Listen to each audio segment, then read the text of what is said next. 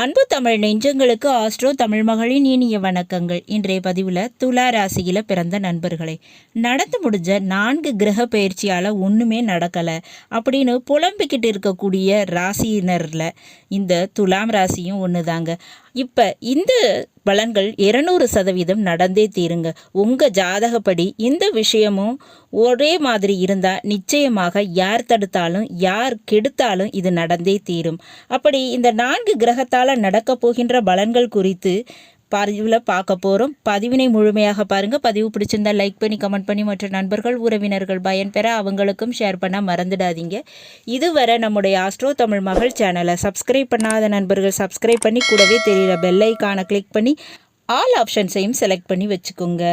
ஏற்கனவே துளாராசியில் பிறந்த நண்பர்களுக்காக குரு பயிற்சி பலன்கள், சனி பயிற்சி பலன்கள் மற்றும் ராகு கேது பயிற்சி பலன்கள் ஏற்கனவே பதிவு செஞ்சாச்சு. பதிவினை பார்க்காதவங்க டிஸ்கிரிப்ஷனில் லிங்க் இருக்குது, போய் பார்த்து தெரிஞ்சுக்கிடலாம். சேனலை விசிட் பண்ணியும் நீங்கள் இந்த பதிவுகளை பார்த்துக்கிடலாம்.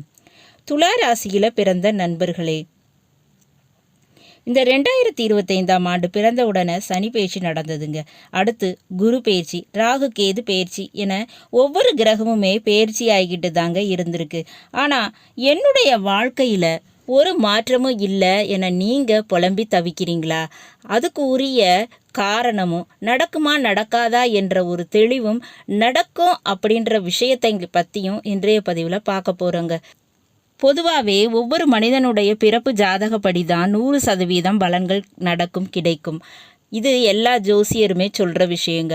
அப்படிப்பட்ட பிறப்பு ஜாதகத்தின் அடிப்படையில் நடக்கக்கூடிய தசாபுத்திகள், அதுவும் இந்த கோச்சார ரீதியாக சேர்ந்து வரும்போது 100% அந்த பலன்கள் கிடைக்குங்க. சரிங்களா?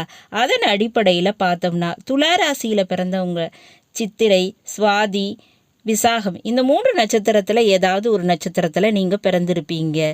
சித்திரை நட்சத்திரத்தில் பிறந்தவங்களுக்கு பிறப்பினில் செவ்வாய் திசை நடக்குங்க. அடுத்து ராகு திசை, குரு திசை என நடக்கும். சுவாதி நட்சத்திரத்தில் பிறந்தவங்களுக்கு ராகு திசை முதல்ல வரும். விசாக நட்சத்திரத்தில் பிறந்தவங்களுக்கு குரு திசை முதல்ல நடக்குங்க. அடுத்து சனி திசை நடக்கும். இப்படி ஒவ்வொரு தசாபுத்தியும் நடக்கும். அப்படி அந்தந்த திசைகளில் அந்தந்த பலன்கள் கண்டிப்பாக நடந்தே தீருங்க. கோச்சார ரீதியாக அந்த கிரகங்கள் சாதகமாக இருந்தால் நிச்சயமாக உங்களுக்கு முழுமையான பலன்கள் கிடைக்குங்க. அப்படி பார்க்கும்போது துளாராசியில் பிறந்தவங்களுக்கு என்ன திசை நடந்தால் என்ன பலன் கிடைக்கும்?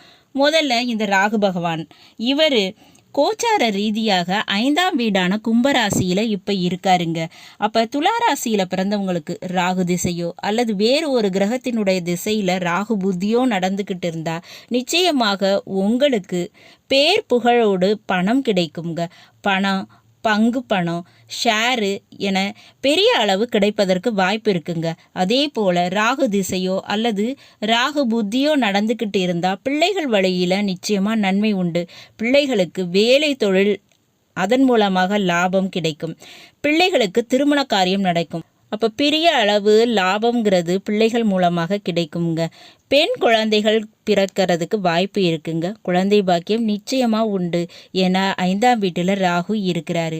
அப்போ ராகு திசையோ ராகு புத்தியோ நடந்தால் நிச்சயமாக குறுக்கு வழியில் பணம் திடீரென கிடைக்கிறது. ஒரு செய்தி ஊடகத்துறையில் திடீரென பிரபலமாவது, இந்த மாதிரியான யோகம் இருக்குங்க. இது ராகு திசையோ ராகு புத்தியோ நடந்தால் நிச்சயமாக நடக்கும். இந்த 2025 யார் தடுத்தாலும் கிடைக்குங்க. இப்படி கோச்சார ரீதியாகவும் ஜாதக ரீதியாகவும் இணைந்து தான் நம்ம பலன்களை பார்த்துக்கிட்டு வர்றோம். அதன்படி நிச்சயமாக இந்த பலன்கள் நடக்கும், நம்பி இருங்க. ராகு கேது பயிற்சியின் போது நடக்காதது கூட இப்போ நடக்குங்க. அடுத்ததா குரு திசையோ குரு புத்தியோ உங்களுக்கு நடந்துட்டு இருந்ததுன்னா கண்டிப்பாக இந்த குரு திசைங்கிறது துளாராசியில் பிறந்தவங்களுக்கு நடந்தே தீருங்க. சரி, அப்படி குரு திசையோ அல்லது வேறு ஒரு கிரகத்தினுடைய திசை குரு புத்தியோ நடந்தால் கூட துளாராசியில் பிறந்தவங்களுக்கு கௌரவம், பேர், புகழ் இதெல்லாம் தேடி வருங்க. தந்தை வழி சொத்து கிடைக்கும். அரசு பதவியில் மாற்றங்கள் உங்களுக்கு கிடைக்குங்க. உயர் கல்வியில் கௌரவம் கிடைக்கும். புதிய தங்கம், கார், வண்டி வாகனம் வாங்கக்கூடிய யோகம் இருக்குங்க. குடும்பத்தில் வாரிசு கிடைப்பதற்கும் வாய்ப்பு இருக்குது. இது போக உங்கள் பேருக்கு வந்த களங்கம் நீங்கும். உங்கள் உடல் நலத்தில் இருக்கக்கூடிய குறைபாடு நீங்கும். உங்கள் மீது சுமத்தப்பட்ட பழிபாவம் நிச்சயம் நீங்குங்க. அது நிச்சயமாக நடக்கும்.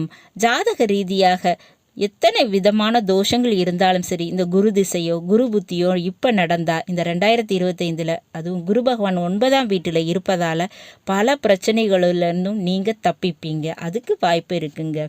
அடுத்ததாக சனி திசையோ அல்லது சனி புத்தியோ நடந்தால் என்ன நடக்கும்? மீன ராசியில் 6ஆம் வீட்டில் சனி பகவான் இருக்காருங்க. அப்போ வேலை விஷயத்தில் மாற்றம் உண்டு. வேலையில் கூடுதல் பொறுப்பு, அலைச்சல் இதெல்லாம் இருக்கும். வேலை நிரந்தரமானதாக இருக்குங்க. வேலையில் பேர் புகழ் கிடைக்கும். ஆனால் அதுக்கு ஏற்ற ஊதியம் கிடைக்குமா அப்படின்னா அது சந்தேகம்தான். ஆனால் வேலை என்பது நிரந்தரமாக இருக்கும். அதுபோல் அசையா சொத்துக்கள், அதுக்காக கடன் வாங்கக்கூடிய யோகம் இருக்குங்க. வீடு நிலம் இவற்றை வாங்குவீங்க, அதுக்காக கடன் வாங்குவீங்க.